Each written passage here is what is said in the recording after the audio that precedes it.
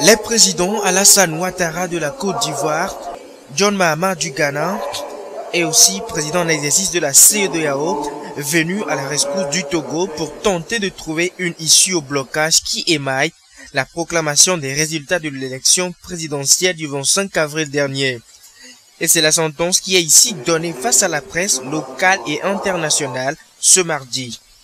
Une conférence de presse qui intervient donc après une rencontre avec les acteurs clés du processus électoral, notamment des deux principaux challengers de ce scrutin et la Commission électorale nationale indépendante au cours de la journée.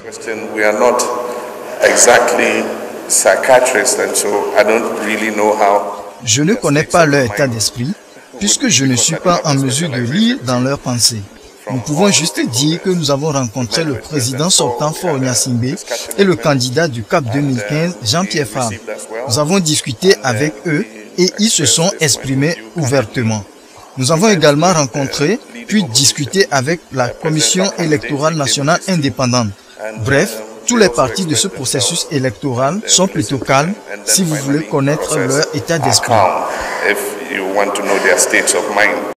Les deux présidents se félicitent du bon déroulement du scrutin présidentiel.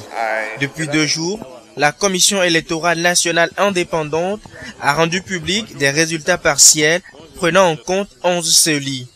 Des résultats contestés d'ailleurs par l'opposition. Pour le président John Mahama, seuls les résultats donnés par la Cour constitutionnelle pourraient être contestés. The process we have reached is the compilation of the results. Le processus que nous avons souhaité est la compilation des résultats par la CENI. On peut parler de contestation des résultats lorsqu'une pétition est envoyée à la Cour constitutionnelle. Ceci ne relève pas de la capacité de la CENI, mais de la Cour constitutionnelle. La CENI doit faire son travail et transmettre les résultats finaux à la Cour constitutionnelle. Si quelqu'un veut contester, il doit attendre d'abord la proclamation des résultats par la Cour constitutionnelle.